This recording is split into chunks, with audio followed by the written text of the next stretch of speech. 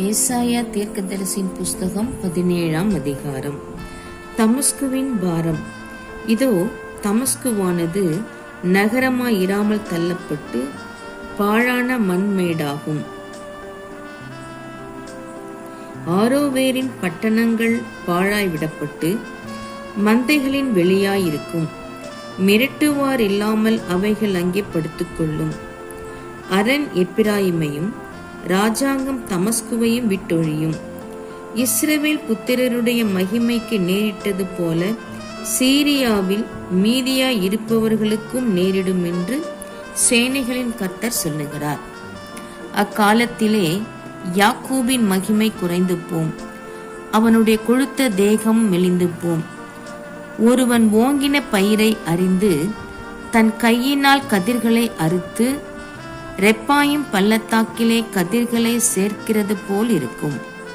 ஆனாலும் ஒலிவ மரத்தை உழுக்கும் போது நுனி கொம்பிலே 2-3 காய்களும், காய்க்கிற அதன் கிளைகளிலே 4-5 காய்களும் மீதியாயிருப்பது போல அதிலே பின் பறிப்புக்கு கொஞ்சம் மீதியாயிருக்கும் என்று இஸ்ரவேலின் தேவனாகிய கர்த்தர் சொல்லுகிறார்.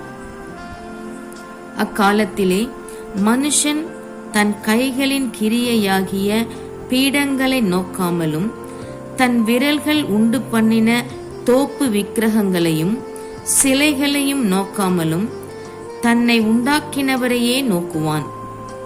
அவன் கண்கள் இஸ்ரவேலின் பரிசுத்தரையே நோக்கிக் கொண்டிருக்கும்.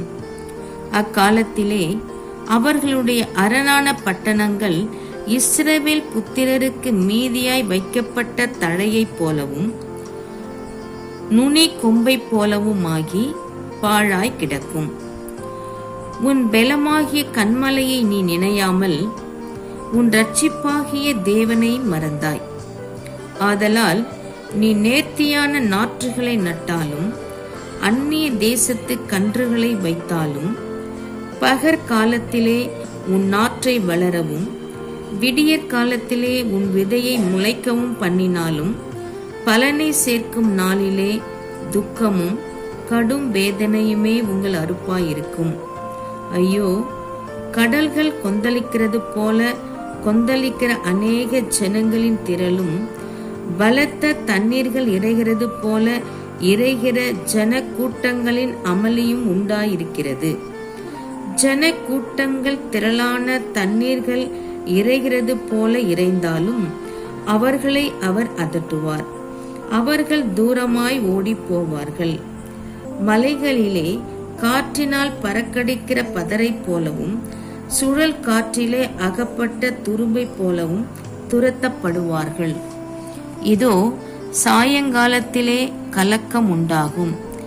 விடியற் காலத்துக்கு முன் அவர்கள் ஒழிந்து போவார்கள்.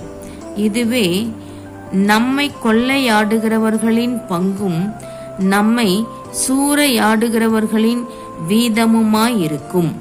ஆமென்.